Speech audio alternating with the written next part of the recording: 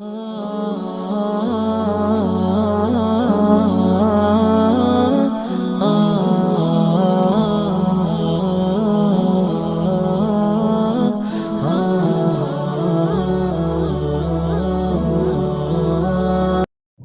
ونصلي على رسوله الكريم فأعوذ بالله من الشيطان الرجيم بسم الله الرحمن الرحيم اللهم أرنا الحق حقا وارزقنا اتباعه وأرنا الباطل باطلا وارزقنا اجتنابه آمين يا رب العالمين اللهم أخرجني من ظلمات الوهم وأكرمني بالنور الفهم آمين يا رب العالمين اللهم ألهمني رشدي وأعذني من شر نفسي.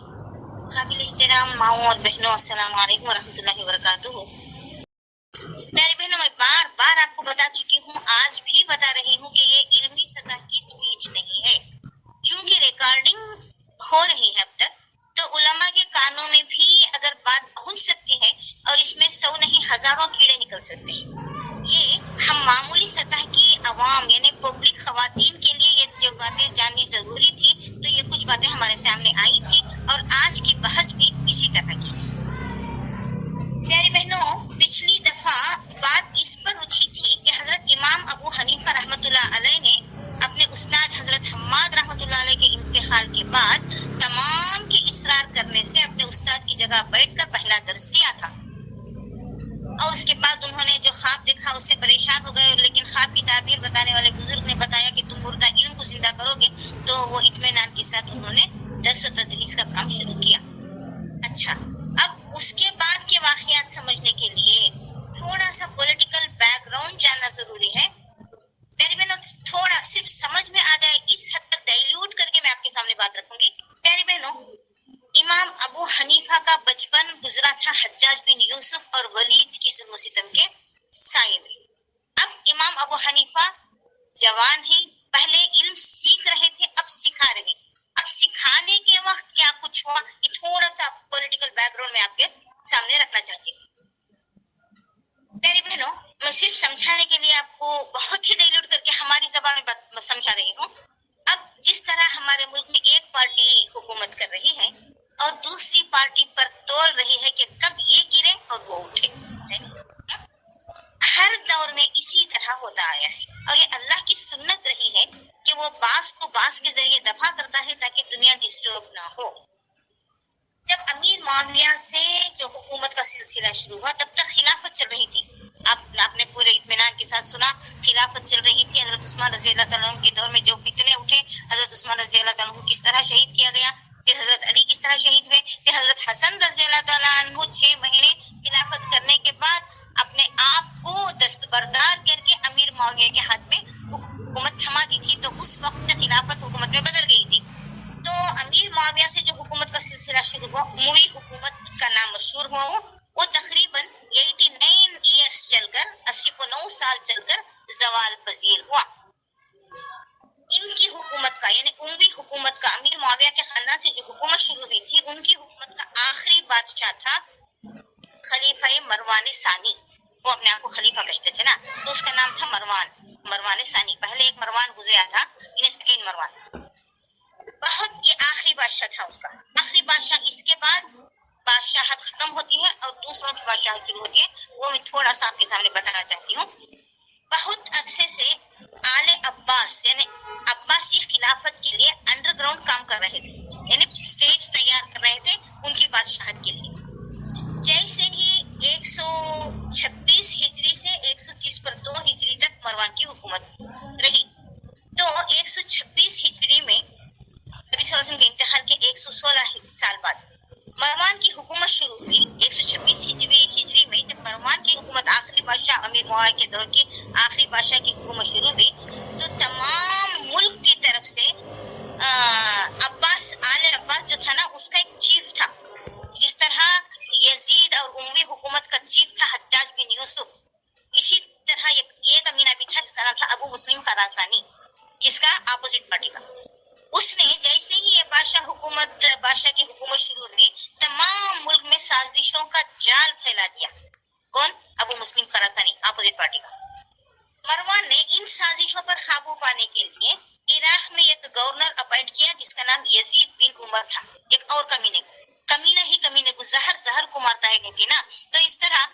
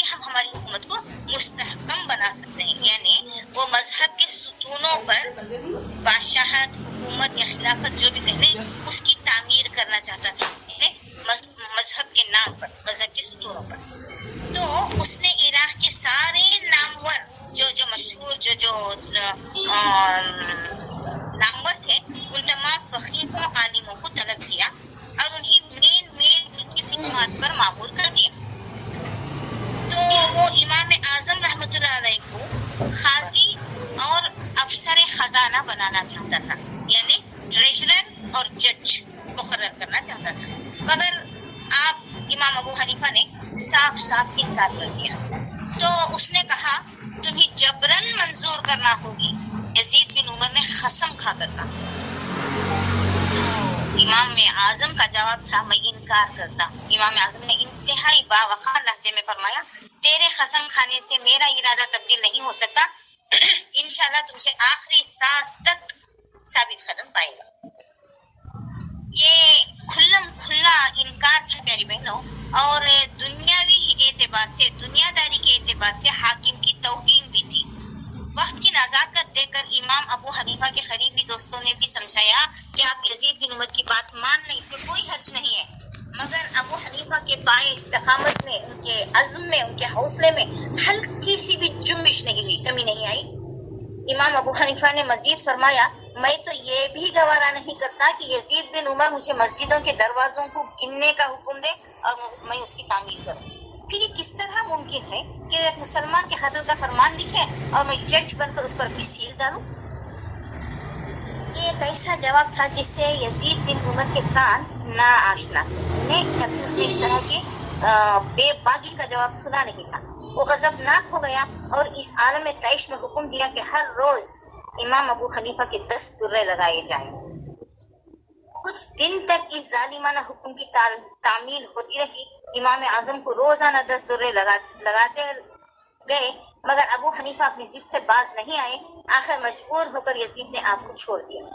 ایک روایت میں آتا ہے کہ امام ابو حنیفہ اس اذیت ناک مرحلے سے گزرنے کے بعد کوفہ چھوڑ کر, عراق چھوڑ کر مکہ معظمہ روانہ ہو گئے اور 136 ہجری کے آخر تک وہیں قیام پذیر رہے. کہاں؟ مکہ معظمہ میں. ٹھیک ہے. اب مروان کی حکومت کب تک چلی؟ 126 سے 132 تک اس کی حکومت چلی. 132 ہجری میں وقت نے کروٹ لی. بنو امیہ کی سلطنت کا خاتمہ ہو گیا. آل عباس جو زمانے دراز سے تاج و تخت کے خواہش مند تھے, انہیں ان کے خوابوں کی تعبیر مل گئی. اس خاندان کا, آل عباس کا پہلا فرما روا, پہلا بادشاہ بنا ابو العباس. صفاح نام تھا اس کا. اس نے 4 سال حکومت کی اور 136 ہجری میں وفات پائی. صفاح کے بعد اس کا بھائی منصور تخت نشین ہوا. عباسیوں نے اموی خاندان سے اس قدر بھیانک انتقام لیا پیاری بہنوں.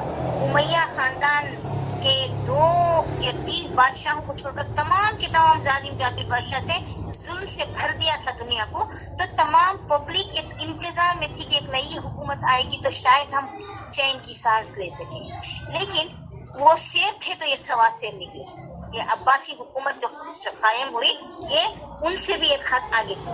تو عباسیوں نے اموی خاندان سے اس قدر بھیانک انتقام لیا تھا کہ اس کی نظیر انسانی تاریخ میں, ہیومن ہسٹری میں مشکل سے نہیں. ظلم و ستم کی انتہا یہ ہے پیاری بہنوں کہ بنو امیہ کے جتنے بھی خلفاء گزرے تھے, یعنی بادشاہ جتنے بھی گزرے تھے, ان کی خبریں کھدوا کر ان کی ہڈیاں تک جلا دی گئی. پیاری بہنوں کہاں تک ظلم و ستم کی انتہا ہوتی ہے دیکھیے.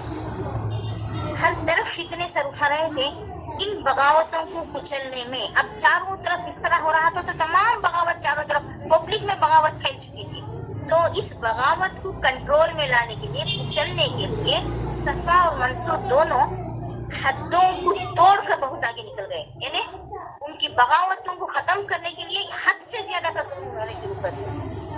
خلافت عباسیہ کی بنیادیں مضبوط کرنے کے لیے انہوں نے اپنے ہم مذہبوں پر, یعنی مسلمانوں پر وہ قہر توڑے کہ مروان کے جبر و تشدد کی یادیں تازہ ہو گئی.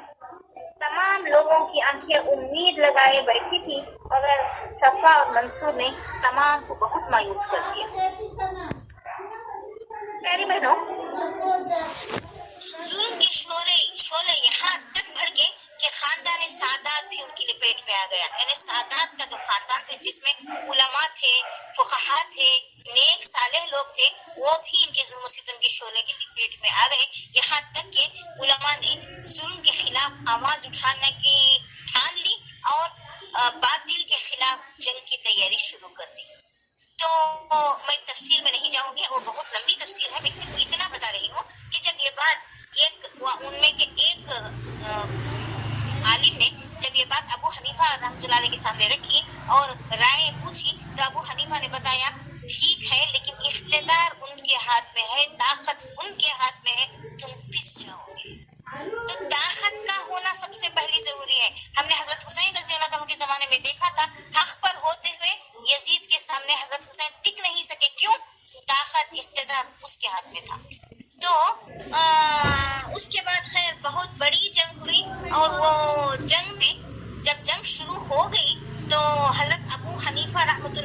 بڑی خواہش تھی کہ باطل کے خلاف حق کی آواز میں ان کا ساتھ دیں، لیکن ان کی کچھ مجبوری تھی ابو حنیفہ کی، اور ان کے پاس کچھ لوگوں کی امانتیں تھیں، تو یہ جنگ میں شامل نہ ہو سکے۔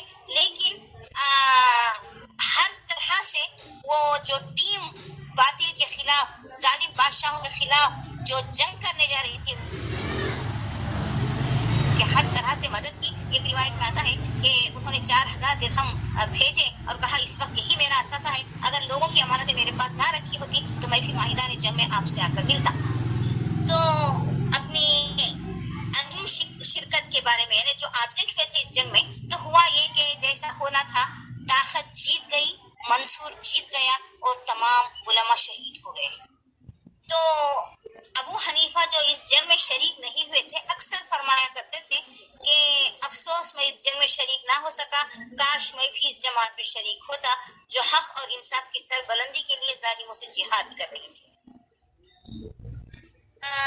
یہ اظہار افسوس کوئی ایک دن کی بات نہیں تھی میری بہنوں، جب تک زندہ رہے اپنی زبان مبارک سے یہی کلمات ادا کرتے رہے۔ بہرحال بغاوت کی جنگ کی اس ہولناک مہم سے فراغت پانے کے بعد منصور، خلیفہ منصور نے اپنا پائے تخت بغداد میں منتقل کیا، اور منتقل کرنے کے بعد وہاں پہنچتے ہی منصور کا دل کھٹا تھا امام ابو حنیفہ سے۔ اس کے دل میں ایک بات بیٹھ گئی تھی کہ ہو نہ ہو یہ سادات کے فیور میں تھے، جنگ میں نہیں گئے تھے، کوئی کلو نہیں تھا، کوئی پروف نہیں تھا، اس کے پاس کوئی دلیل نہیں تھی، لیکن اس کے باوجود اس کے دل میں یہ بات کھٹک رہی تھی کہ ہو نہ ہو علماء میں یہ بھی ان کا کے سپورٹر تھے ہوں گے۔ تو بہرحال جب وہ اپنا پائے تخت بغداد کو شفٹ کرتا ہے تو بغداد پہنچنے کے فوراً بعد اس نے ابو حنیفہ کے نام فرمان بھیجا کہ فوراً دربار میں حاضر ہوں۔ پیاری بہنوں، میں نے آپ کو بتایا تھا کہ امام ابو حنیفہ ایک مکہ معظمہ میں 136 کے آخر تک رہے، یعنی وہ پہلی والی حکومت ختم ہونے تک امام ابو حنیفہ کوفے سے مکہ معظمہ میں سیٹل ہو گئے تھے۔ جب وہ حکومت ختم ہوئی اور آل عباس کا دور شروع ہوا تو سب کو ایک امید تھی نا کہ وہ حکومت تو ناہنجا تھی، شاید یہ حکومت سے کچھ سکون ملے گا، تو امام ابو حنیفہ بھی واپس اپنے وطن لوٹ آئے تھے، کوفے میں مقیم تھے۔ تو اس کا بلاوا آیا، منصور کا خط ملتے ہی آپ بغداد روانہ ہوئے۔ خلیفہ جو تھا، خلیفہ منصور، اس کا ایک خاص قریبی ایک چمچا تھا، اس کا جو رائٹ ہینڈ سے کہتے ہیں، ہر بادشاہ کا ایک رائٹ ہینڈ ہوتا ہے نا، جو حد سے زیادہ چاپلوسی کرتا ہے، چمچا ہوتا ہے۔ تو یہ خلیفہ منصور کا ایک چمچا تھا جس کا نام تھا ربی۔ اس نے جب ابو حنیفہ آئے تو بھرے دربار میں ان الفاظ کے ساتھ انٹروڈکشن کراتا ہے امام ابو حنیفہ کا کہ آج یہ شخص دنیا کا سب سے بڑا عالم ہے۔ خلیفہ منصور نے آپ کے استادوں کے نام پوچھے، امام ابو حنیفہ کے استادوں کے نام پوچھے۔ جواب میں امام اعظم نے ان تمام بزرگوں کے نام بتا دیے جن کا سلسلہ شاگرد بڑے بڑے صحابہ تک پہنچتا تھا۔ اس تفصیلی گفتگو کے بعد منصور نے آپ کے لیے جج کا عہدہ تجویز کیا۔ تو امام ابو حنیفہ نے انتہائی ذہانت سے اپنا دامن بچانے کی کوشش کی اور کہا، میں اپنے ناتوان کمزور جسم پر اتنی بڑی بھاری ذمہ داری اٹھانے کی طاقت نہیں رکھتا۔ تو امام ابو حنیفہ منصور کے ارادوں کو اچھی طرح سمجھتے تھے۔ امام اعظم کے آڑ میں وہ ظلم کرنا چاہتا تھا، اس لیے امام ابو حنیفہ نے الفاظ کا سہارا لیا۔ تو منصور غضبناک ہو گیا اور کہنے لگا، تم جھوٹ بولتے ہو۔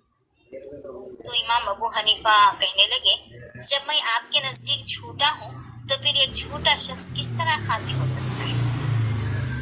منصور امام اعظم کی بات کے سامنے لاجواب ہو گیا، لیکن منصور کو آپ کی حقیقت بیانی بہت گراں گزری۔ بعد میں امام ابو حنیفہ نے اپنے جو حضور دیا تھا اس کی وضاحت کرتے ہوئے کہا، میں نسلی اعتبار سے عربی نہیں ہوں، میں عجم کا رہنے والا ہوں، اہل عرب کو میری حکومت پسند نہیں آئے گی، اور وہ بادشاہوں کے رسم کے مطابق ان کی تعظیم کے لیے مجھے درباریوں کی تعظیم کرنا پڑے گی، جو میرے ہاتھ سے نہیں ہو سکتا۔ یہ تمام کھلا بول دیا نا، یہ بولتے ہی منصور کو یہ حقیقت پسند نہیں آئی، وہ ہر حال میں اپنے حکم کی تعمیل کرنا چاہتا تھا۔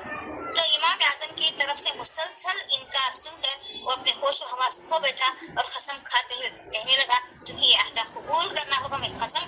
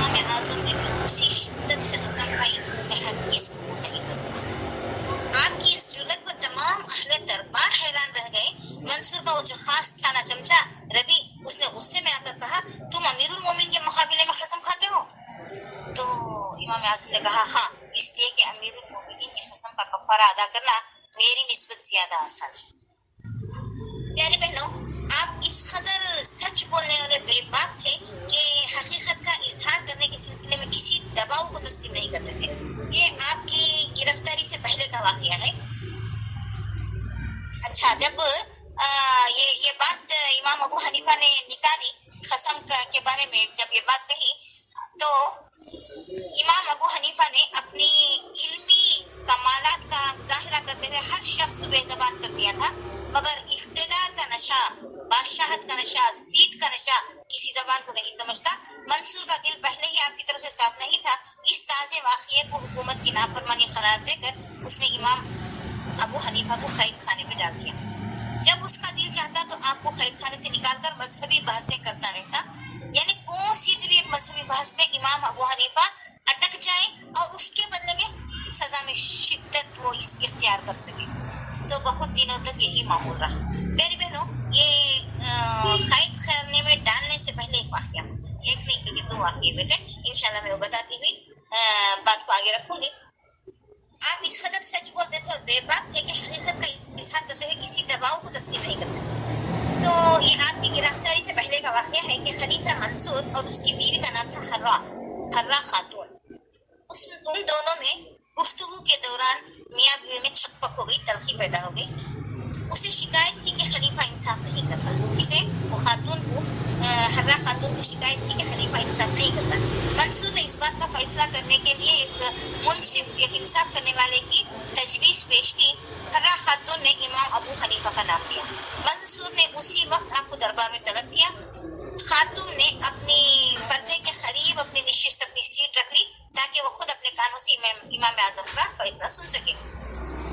تو شرع کے اعتبار سے ایک مرد کتنے نکاح کر سکتا ہے؟ منصور نے آپ سے سوال کیا امام ابو حنیفہ سے. امام ابو حنیفہ نے مختصر سا جواب دیا 4. منصور پیچھے کی طرف مڑا اور پردے کے پیچھے بیٹھی ہوئی اپنی بیوی سے مخاطبہ سنتی ہو تو خاتون نے آہستہ سے اخراج کیا. منصور خاموش ہو گیا. اس کے نزدیک مسئلہ ختم ہو گیا تھا. یعنی ظلم کیا بھی نہیں، میں ایک کی جگہ 4 کر سکتا ہوں، اس طرح کی بات امام ابو حنیفہ کی زبان سے کھلوا گیا تھا وہ. تو امام اعظم نے چند لمحوں تک صورتحال کا جائزہ لیا. پھر آپ کی باوقار آواز سے مجلس کا یہ سکوت، یہ خاموشی ٹوٹ گئی. امام ابو حنیفہ نے کہا، بے شک اسلام میں 4 نکاح جائز ہیں، مگر یہ اجازت اس شخص کے لیے خاص ہے جو عدل و انصاف پر قدرت رکھتا ہو، ورنہ 1 سے زیادہ شادیاں مناسب نہیں. پھر بھی کوئی ایسا کرتا ہے تو گناہ کو مرتکب. یہ واضح اور مکمل جواب سن کر منصور خاموش ہو گیا اور آپ کو اجازت طلب کرنے کی ضرورت سے تشریف لے گئے. تھوڑی ہی دیر گزری تھی کہ وہ خاتون کا ایک خادم 50,000 درہم لے کر حاضر ہوا. خاتون نے نظر بھیجی ہے اور ساتھ ہی یہ کہا ہے کہ کنیز آپ کے حق گوئی کی نہایت مشکور ہے. یعنی آپ جو حق گوئی کی بات کی اس سے میں بہت شکر گزار ہوں اور یہ تحفہ میں آپ کے خدمت میں بھیج رہی ہوں. امام اعظم نے وہ رقم واپس کرتے ہوئے فرمایا، خاتون سے کہنا کہ میں نے جو کچھ خلیفہ کے سامنے بیان کیا وہ میرا فرض تھا، اس میں کوئی غرض پوشیدہ نہیں تھا. تو پیاری بہنوں، یہ ایک واقعہ ہوا. ایک اور واقعہ بتا کر میں آج اپنی بات ختم کرتی ہوں. انشاءاللہ آئندہ کنکلوژن ہو جائے گا امام ابو حنیفہ رحمۃ اللہ علیہ کی سیریز کا. ایک مرتبہ وقت کے بادشاہ نے، یہ بہت مزیدار ہے، غور سے سنیے گا. ایک مرتبہ وقت کے بادشاہ نے امام ابو حنیفہ، امام شعبی، سفیان ثوری ایک اور فقیہ کو گرفتاری کا حکم دیا. دیکھیے کس طرح ظلم کرتے تھے اپنی بات منوانے کے لیے، شریعت میں بدلاؤ لانے کے لیے، اپنی منچاہی حکومت قائم کرنے کے لیے. تو یہ 4 اماموں کو گرفتاری کا حکم دیا. وہ چاہتا تھا کہ ان 4 میں سے کسی ایک کو چیف جسٹس بنائے، لیکن 4 نہیں بننا چاہتے. چنانچہ پولیس والوں نے ان کی گرفتار کر لیا. راستے میں جب ایک جگہ پہنچے تو جو چوتھے والے فقیہ تھے، یہ تینوں کے نام تو میں نے آپ کو بتا دیا، ایک امام ابو حنیفہ، ایک امام شعبی، ایک سفیان ثوری رحمۃ اللہ علیہ، ایک اور فقیہ تھے جن کا نام نہیں بتایا گیا ہے. تو جب ایک جگہ پہنچے تو جو چوتھے فقیہ تھے وہ بیٹھے بیٹھے اس طرح اٹھے گویا کہ انہیں واش روم کو جانے کی ضرورت. پولیس والے ٹہرائے اور انتظار کرتے رہے اور وہ گئے تو ایسے گئے کہ چلے ہی گئے، یہ ان کا ہیلا تھا. تو ایک نکل گئے. اب بچے 3. امام ابو حنیفہ رحمۃ اللہ علیہ فرمانے لگے، میں گیس کروں، میں خیافہ لگاؤں کہ ہوگا کیا؟ تو دوسروں نے کہا ہاں، کہنے لگے میں وہاں جا کر ایسی بات کروں گا کہ منصور کے پاس اس کا کوئی جواب نہیں ہوگا، یعنی خلیفہ منصور کے پاس اس کا کوئی جواب نہیں ہوگا. تو یہ گیس لگا نہیں سے امام ابو حنیفہ، لہٰذا میں چھوٹ جاؤں گا. امام شعبی بھی کوئی ہیلا کریں گے، البتہ سفیان ثوری پھنس جائیں گے. چنانچہ ایسا ہی ہوا. جب یہ تینوں منصور کے دربار میں پہنچے تو امام شعبی ذرا آگے بڑھے اور جا کر خلیفہ منصور سے کہنے لگے، خلیفہ صاحب آپ کا کیا حال ہے؟ آپ کے بیوی بچوں کا کیا حال ہے؟ آپ کے محل کا کیا حال ہے؟ آپ کے استبل کا یعنی گھوڑے بنتی نا وہ جگہ کا کیا حال ہے؟ آپ کے گھوڑوں کا کیا حال ہے؟ آپ کے گدھوں کا کیا حال ہے؟ منصور کو عجیب لگا کہ میں جس شخص کو چیف جسٹس بنانا چاہتا ہوں وہ سب کے سامنے میرے گھوڑے خطوں کا حال پوچھ رہا ہے۔ دل میں سوچا کہ اس سیٹ کے قابل ہی نہیں ہے۔ چنانچہ امام شعبی سے کہنے لگا میں آپ کو قاضی نہیں بنا سکتا۔ اس طرح وہ بچ گئے۔ پھر خلیفہ امام ابو حنیفہ کی طرف متوجہ ہوا اور کہنے لگا ابو حنیفہ میں نے آج کے بعد آپ کو قاضی بنا دیا، بنا دوں، پوچھ دوں، اجازت کیا بھی نہیں۔ امام صاحب آگے بڑھے اور فرمایا میں قاضی بننے کے قابل نہیں۔ تو منصور نے کہا نہیں نہیں آپ اس قابل نہیں۔ امام ابو حنیفہ نے کہا خلیفہ صاحب اب دو باتیں ہیں، میں نے جو کچھ کہا ہے یا تو وہ ٹھیک ہے یا غلط۔ اگر وہ غلط ہے تو جھوٹ بولنے والا قاضی نہیں بن سکتا۔ اب خلیفہ حیران، اگر امام صاحب کی بات سچ بولا تو انہیں جھوٹا بن جاتا ہے، امام صاحب جھوٹے اگر کو بولا تو جھوٹا قاضی نہیں بن سکتا، تو کیا کرنا؟ تو اب خلیفہ حیران تھا، اگر کہے کہ ابو حنیفہ تو نے ٹھیک کہا تو بھی ابو حنیفہ چھپ نہیں، اور اگر کہے تو نے غلط کہا تو بھی ابو حنیفہ چھپ نہیں۔ تو امام اعظم نے وقت کے خلیفہ کو بھرے دربار میں لاجواب کر دیا اور اس طرح بچ آئے، اور اس کے بعد اس نے گرفتاری کا حکم دیا تھا اور اس طرح قید خانے میں ڈال دیا، اور جب جب ضرورت پڑتی نکالتا قید خانے سے، مذہبی گفتگو کرتا، بحث مباحثہ کرتا اور پھر واپس انہیں قید میں ڈال دیتا۔ پیاری بہنوں، اس کے بعد ابو حنیفہ کا پیشہ کیا تھا اور یعنی ان کا بزنس کیا تھا، اور اس بزنس کو انہوں نے کس طرح یوٹیلائز کیا، یہ تمام باتیں بتاتے ہوئے انشاءاللہ پھر کچھ جو واقعات گزرے ہیں وہ میں آپ کے سامنے رکھوں گی۔ اللہ رب العالمین سے دعا ہے کہ جو بھی باتیں آج ہم نے سنی ہیں اللہ ہمارے دلوں میں ثبت فرمائے اور عمل کی توفیق نصیب فرمائے۔ آمین۔ ان اماموں کے بتائے ہوئے طریقے پر چل کر نجات پانے والے راستے کو اپنانے کی توفیق نصیب فرمائے۔